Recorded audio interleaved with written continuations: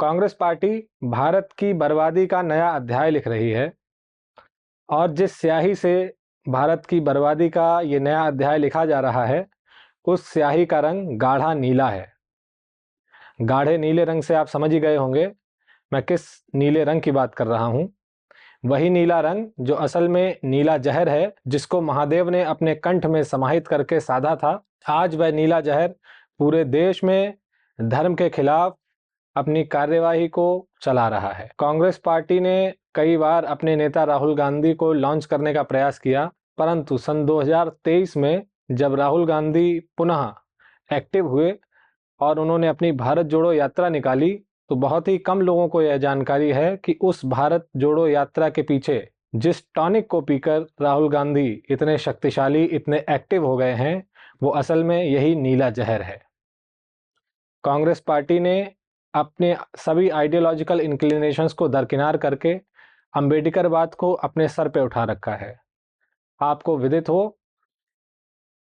कि विभिन्न राज्यों में कांग्रेस पार्टी के जो प्रेसिडेंट हैं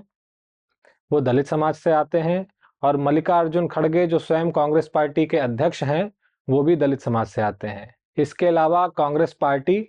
और उनके नेता राहुल गांधी देश में जल रही अंबेडकरवाद की इस आग में घी डालने का काम कर रहे हैं। वे लगातार प्राइवेट सेक्टर में आरक्षण की मांग कर रहे हैं। वे विभाजनकारी नारे दे रहे हैं, जैसे कि जितनी आबादी उतना हक,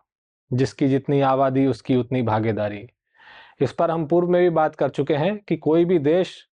किसी जनसंख्या के आधार पर भागीदारी देने से नहीं चल सकता है। यदि किसी देश को अपना विकास करना है तो वह विकास सदैव मेरिट के आधार पर हो सकता है। आप योग्यता के आधार पर लोगों की भागीदारी तय कर सकते हैं। और जब भागीदारी की बात आती है तो ये भागीदारी सरकारी नौकरियों में, स्कूल्स में एडमिशंस को लेकर, सीट्स को लेकर विदित है।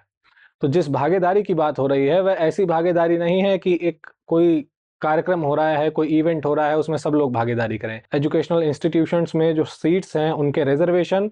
और इसके अलावा गवर्नमेंट सेक्टर में जितनी भी नौकरियां हैं उनके रिजर्वेशन को लेकर बात हो रही है। अब जितनी जिसकी आबादी उतनी उसकी भागीदारी से ऐसा प्रतीत होता है जैसे कि अभी तक सारी नौकरियां किसी एक वर्ग या समुदाय के लिए रिजर्व कर दी गई हैं, परंतु असल में बात तो यह है कि 50% आरक्षण के बाद जो सीटें 50% बचती हैं वो ओपन सीट्स हैं। मतलब उस पर कोई भी अपनी योग्यता के आधार पर अपना चुनाव करवा सकता है, अपना सिलेक्शन करवा सकता है।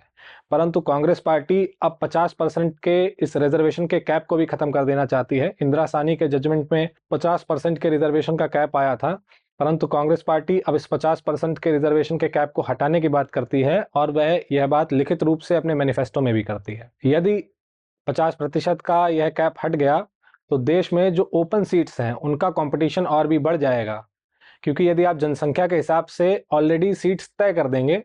ऑलरेडी कोटा रिजर्व कर देंगे, मान लीजिए कि किसी एक्स कम्युनिटी के लिए नंबर ऑफ सीट्स 10 है, किसी वाई कम्युनिटी के लिए उसकी पॉपुलेशन के आधार पर नंबर ऑफ सीट्स 30 हैं और किसी जेड कम्युनिटी के लिए नंबर ऑफ सीट्स 25 हैं। तो यहाँ पर यदि आप इतना वाटर टाइट डिवीजन कर देंगे और उन सीट्स को योग्यता के आधार पर ना भर के सीधे सीधे आप रिजर्वेशन के आधार पर भरेंगे, तो एक प्रकार से ये सेपरेट इलेक्टोरेट जैसी बात हो गई, जैसे अंग्रेज भारत में मुसलमानों के लिए अलग चुनाव करने की और अलग नेता चुनने की प्रक्रिया रखते थे, और जिसके कारण देश का जो आपसी सोशल फैब्रिक है वो तार तार हो गया। और इस प्रकार की नीतियों से जाहिर सी बात है कि सोशल कोहेजन कम होता है और देश का सोशल फैब्रिक टूटता है। इसके अलावा कांग्रेस पार्टी ने एक नया हथकंडा भी अपनाया है। कांग्रेस पार्टी ने अपने तथाकथित शत्रु जो कि भारतीय जनता पार्टी और आरएसएस है उस पर हमला बोलना प्रारंभ किया है, और उस हमले का रास्ता इस बार उन्होंने सीधा नहीं अपनाया है। कांग्रेस पार्टी ने भाजपा पर या संघ पर हमला करने के लिए अंबेडकरवाद का सहारा लेना प्रारंभ कर दिया है। आपको ध्यान में आया होगा कि अभी हाल ही में महाराष्ट्र में औरंगाबाद में अंबेडकरवादी संगठनों ने राष्ट्रीय स्वयंसेवक संघ के खिलाफ बहुत भारी रैली निकाली, और जिसमें उन्होंने कहा कि राष्ट्रीय स्वयंसेवक संघ पर बैन लगना चाहिए या कम से कम राष्ट्रीय स्वयंसेवक संघ अपनी रजिस्ट्रेशन करवाएं। और यह धरना इतना बड़ा था कि इसके लिए पुलिस लगानी पड़ी, और औरंगाबाद का जो संघ कार्यालय है उसके बाहर जाकर अंबेडकरवादी संगठनों ने प्रदर्शन किया। राजनीतिक विश्लेषकों का मानना है कि यह धरना अंबेडकरवादी पार्टियों ने किया अवश्य है, परंतु इसमें कांग्रेस के कार्यकर्ता या कांग्रेस का सपोर्ट बड़ी मजबूती से साथ में था। इसके अलावा आपने यह भी ध्यान दिया होगा कि विभिन्न राज्यों में समय समय पर कांग्रेस के नेता राष्ट्रीय स्वयंसेवक संघ पर बैन लगाने की मांग करते रहे हैं। और इस मांग के पीछे भी वही कारण है कि एक तरफ जैसे ही राष्ट्रीय स्वयंसेवक संघ के ऊपर बैन करने की बात आएगी, तो दूसरी ओर जो हिंदू पक्ष है या जो ऐसा हिंदू समाज है जो राष्ट्रीय स्वयंसेवक संघ को अपना रक्षक या समर्थक समझता है,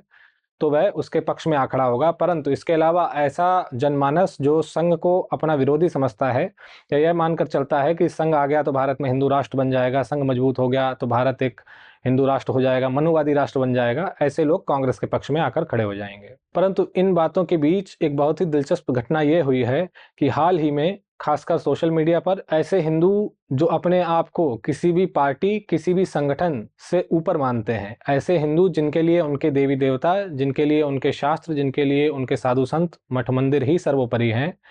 ऐसे हिंदू व्यक्तियों ने राष्ट्रीय स्वयंसेवक संघ का समर्थन नहीं किया। ऐसे व्यक्तियों ने जब कांग्रेस के द्वारा राष्ट्रीय स्वयंसेवक संघ को बैन करने की मांग उठी या फिर जब अम्बेडकरवादी संगठनों द्वारा स्वयंसेवक संघ पर आक्षेप किए गए, तो ऐसे हिंदूवादी भाइयों ने बिल्कुल भी संघ का पक्ष नहीं लिया। हिंदू राजनीति की दृष्टि से यह बहुत ही पॉजिटिव डेवलपमेंट है, क्योंकि अभी तक सदैव यही होता आया है कि जितने वामपंथी दल हैं, अम्बेडकरवादी दल हैं, कांग्रेसी दल हैं या फिर इस्लामिक दल हैं, जब भी वे राष्ट्रीय स्वयंसेवक संघ का विरोध करते थे किसी बात को लेकर, तो हिंदू उनके सामने ढाल के तौर पर खड़े हो जाते थे। और इसके साथ ही हिंदू इस बात से डरकर कि यदि संघ के ऊपर कब्जा कर लिया गया, यदि संघ को हरा दिया गया, तो हमारी भी हार हो जाएगी, क्योंकि संघ हमारी प्रमुख संस्था है, क्योंकि संघ हमारा नेता है, यदि हमारा नेता हार गया तो हम भी हार जाएंगे। यह सोचकर हिंदूवादी लोग सदैव संघ के समर्थन में ढाल बनकर खड़े हो जाते थे। और आपको ध्यान दिला दें कि लखनऊ में कमलेश तिवारी की हत्या भी राष्ट्रीय स्वयंसेवक संघ के समर्थन में उतरकर मुसलमानों को गाली देने की वजह से हुई। तो यदि कमलेश तिवारी जी संघ के समर्थन में ना उतरते और अपनी बात को निश्चिंत रूप से, अपनी बात को इंडिपेंडेंट रूप से रखते,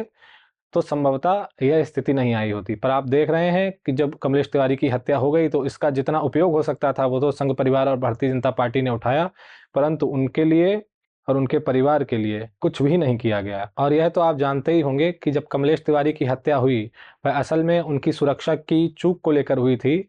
और भारतीय जनता पार्टी की सरकार ने हाल ही में उनकी सुरक्षा कम कर दी थी, जिसके कारण उनकी हत्या की गई थी। तो एक पॉजिटिव डेवलपमेंट हिंदू राजनीति में यह है कि अब सामान्य हिंदुओं ने संघ का समर्थन करना बंद कर दिया है, या सामान्य हिंदुओं ने संघ का बचाव करना बंद कर दिया है। और बात भी ठीक है, क्योंकि ऐसा संघ जो स्वयं अम्बेडकरवादी विचारधारा का समर्थन करता है, ऐसा संघ जो कहता है कि इस्लाम के बिना हिंदुत्व अधूरा है, ऐसा संघ जो कहता है कि हर्ष और डिंबक समलैंगिक थे, ऐसा संघ जो कहता है कि विवाह एक कॉन्ट्रैक्ट है, एक करार मात्र है, जबकि हिंदुओं के लिए विवाह एक संस्कार है, ऐसा संघ जो कहता है कि हिंदुओं को 50 साल के लिए अपनी देवी देवताओं को भूल जाना चाहिए, ऐसा संघ जो कहता है कि हिंदू शास्त्रों में बदलाव होना चाहिए, ऐसा संघ जो अम्बेडकरवादी विचारधारा और अम्बेडकर को अपने प्रातः स्मरणीयों में गिनता है, ऐसा संघ जो पेरियार का समर्थन करता है, तो स्पष्ट रूप से वह संगठन कहीं से भी हिंदूवादी नहीं है। अब हिंदुओं में भी बढ़ती जागरूकता के चलते इतनी समझ बढ़ गई है कि हमको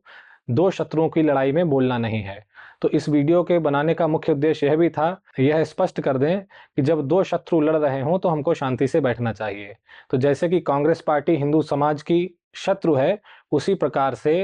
राष्ट्रीय स्वयंसेवक संघ भी हिंदू समाज का शत्रु है। कांग्रेस पार्टी हो या अम्बेडकरवादी संगठन हो, ये कम से कम स्पष्ट रूप से खुले तौर पर हिंदू समाज के शत्रु हैं। परंतु दूसरी ओर राष्ट्रीय स्वयंसेवक संघ या भारतीय जनता पार्टी, आप इनकी नीतियों का अध्ययन कीजिए, आप इनके वक्तव्यों का अध्ययन कीजिए, तो आप ये महसूस करेंगे कि ये भीतरी तौर पर हिंदुओं के शत्रु हैं। मतलब हिंदुओं का मित्र बनने का ढोंग करने के साथ ही साथ असल में ये हिंदुओं के शत्रु हैं। अन्यथा इस प्रकार की नीतियां, इस प्रकार के बयान देने का कोई अर्थ नहीं होता है। आज देश में जितनी भी अम्बेडकरवादी विचारधारा का बोलबाला आपको दिख रहा है, झूठे SC/ST एक्ट के मुकदमे दिख रहे हैं,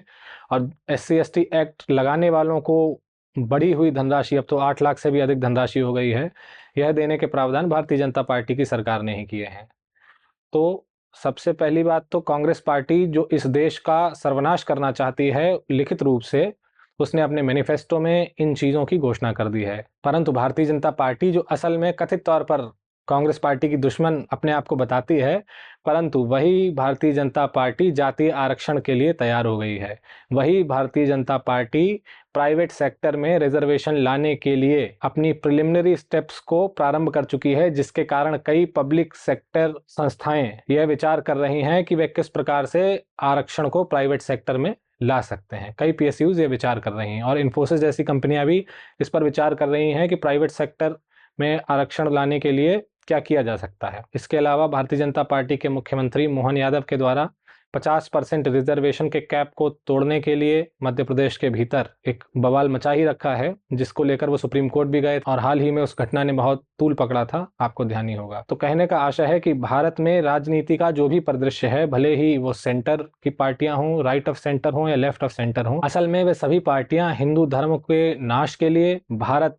राज्य को कमजोर करने के लिए और मेरिट और योग्यता को दबाने के लिए जितना संभव हो सकता है उतना काम कर रही हैं। अम्बेडकरवाद की जो आंधी आज चल रही है, इसको हवा देने में सभी राजनीतिक पार्टियां शामिल हैं। अब ऐसी स्थिति में ऐसे बंधु जिनके विचार में जातीय आरक्षण गलत है,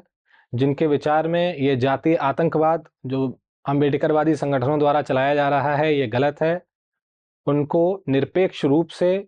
अपने हित और अपने समाज के हित में विचार करना प्रारंभ कर देना चाहिए। उनको यह स्वीकार कर लेना चाहिए कि भारत के राजनीतिक परिदृश्य में ऐसी कोई भी राजनीतिक पार्टी नहीं है जो उनके हितों की चिंता करती हो या जिसको भारत के भविष्य की असल में चिंता हो।